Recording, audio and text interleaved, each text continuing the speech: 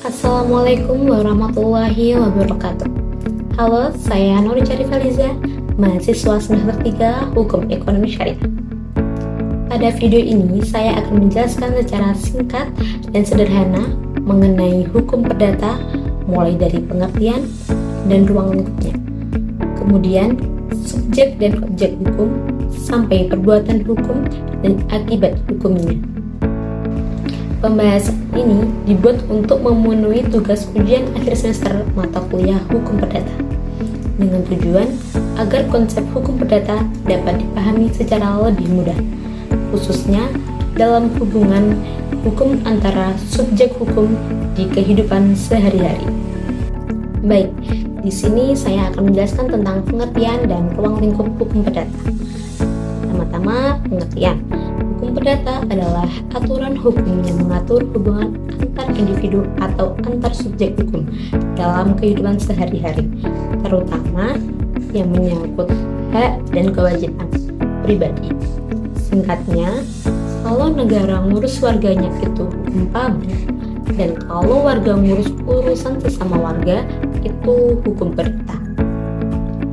Dan selanjutnya saya akan menjelaskan tentang ruang lingkup hukum perdata, itu meliputi yang pertama hukum orang, yaitu ada status seseorang dan kecakapan hukum. Untuk yang kedua, hukum keluarga, yaitu ada perkawinan, perceraian, dan waris. Dan yang ketiga, hukum harta kekayaan, yaitu ada kepemilikan, utang piutang. Dan yang keempat, hukum perikatan, yaitu ada perjanjian dan akibatnya.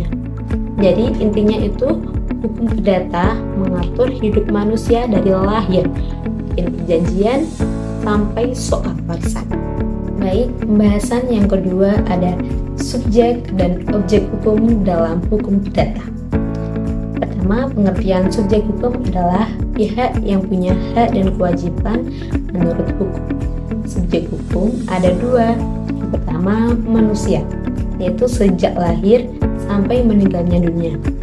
Dan yang kedua, badan hukum, seperti perusahaan, yayasan, dan koperasi. Dan tanpa kalian ketahui, tanpa subjek hukum, aturan cuma jadi tulisan yang gak berguna. Dan yang kedua, pengertian objek hukum, yaitu segala sesuatu yang bisa menjadi hak dan kewajiban subjek hukum.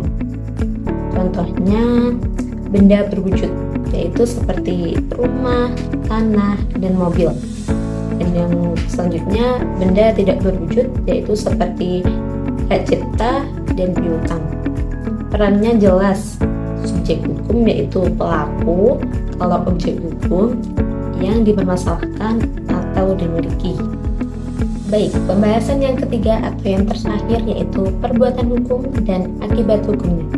Pertama, pengertian perbuatan hukum adalah perbuatan yang dilakukan seseorang dengan sengaja untuk menimbulkan akibat hukum.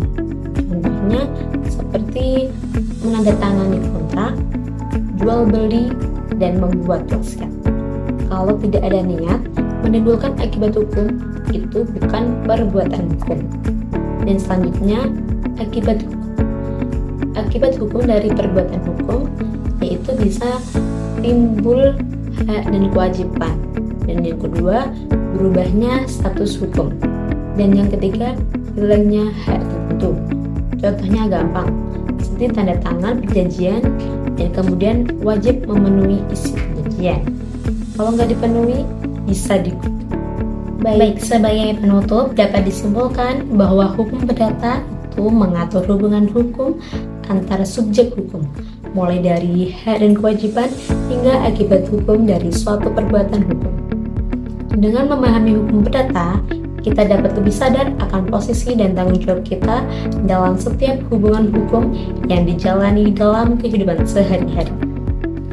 Demikian penjelasan yang dapat saya sampaikan untuk memenuhi tugas ujian akhir semester mata kuliah hukum perdata. Saya mohon pamit undur diri. Terima kasih atas perhatiannya kepada teman-teman atau Bapak Ibu yang terhormat. Wassalamualaikum warahmatullahi wabarakatuh.